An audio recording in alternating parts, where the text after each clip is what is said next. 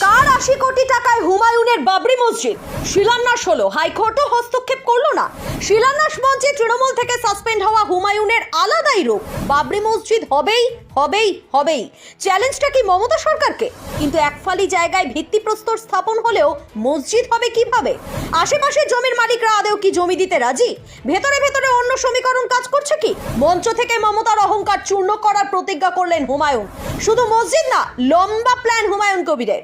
Game হাত থেকে বেরিয়ে গেল। তৃণমূলের বসে দেখা ছাড়া আর কোনো উপায় থাকলো কি?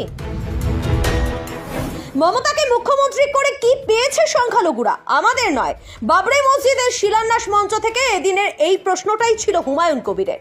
তৃণমূল সম্পর্ক ত্যাগ করলো আর তারপরেই নির্ধারিত দিনে 6ই ডিসেম্বর শনিবার বাবরি মসজিদের শিলান্যাস করলেন হুমায়ুন কবির। এমনকি অনুষ্ঠানে শান্তি বজায় রাখা রাজ্য সরকারের দায়িত্ব বলে এর মধ্যে হস্তক্ষেপ করলো না কলকাতা হাইকোর্টও।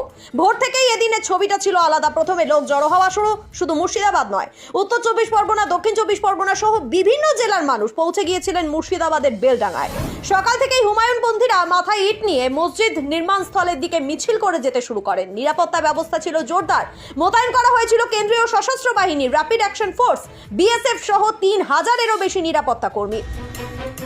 মসজিদের শিলান্যাসের ব্যানারের নিচে আয়োজক হিসেবে হুমায়ুনের নাম জলজল করছে।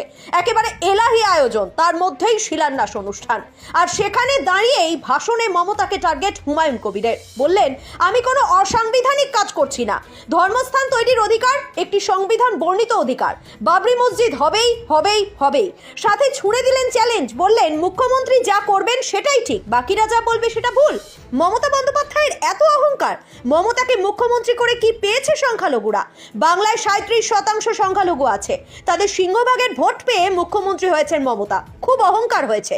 চূর্ণ করব আমি ওকে প্রাক্তন করবই। বেলডাঙ্গা 1 নম্বর ব্লকের ছেতিয়ানিতে 25 বিঘা জমির ওপর তৈরি হওয়ার কথা বাবরি মসজিদ। শিলান্যাস অনুষ্ঠানের পর হুমায়ুন কবির এটাও বলেছেন, মসজিদ নির্মাণে টাকার অভাব হবে না। 25 বিঘা জমিতে মসজিদ চত্বরের নির্মাণ হবে বিশ্ববিদ্যালয়, হাসপাতাল, পার্ক। মূল মসজিদ নির্মাণ হবে 3 কাঠা জমির ওপর। কিন্তু প্রশ্ন হলো, এত টাকা আসবে কোথা থেকে? হুমায়ুনের স্পষ্ট কথা, রাজ্য সরকারের টাকায় আমি মসজিদ গড়ব না। তাতে মসজিদের পবিত্রতা নষ্ট হবে। এটা আমি কোনো মতেই গ্রহণ করব না। একই সঙ্গে এটাও জুড়ে দেন, এই গোটা প্রজেক্টকে কমপ্লিট করতে যত কোটি টাকা খরচ হয় তা মুর্শিদাবাদ, মালদা, উত্তর দিনাজপুর, উত্তর 24 পরগনা, দক্ষিণ 24 পরগনা, হাওড়া, হুগলি, 2 মেদিনীপুরের প্রচুর মানুষ দেবে। তুলে আনেন সেই শিল্পপতির কথা। জানিয়ে দেন, এই বাবরি মসজিদ নির্মাণে দেশের এক শিল্পপতি 80 কোটি টাকা দিচ্ছেন। ধর্মীয় সেন্টিমেন্টকে কাজে লাগিয়ে হুমায়ুন বলেছেন, 33 বছর আগে মুসলিমদের মনে যে আঘাত লেগেছিল, আজ সেই ক্ষতে সামান্য একটা প্রলেপ। কিন্তু বিরোধীরা বলছেন, 1992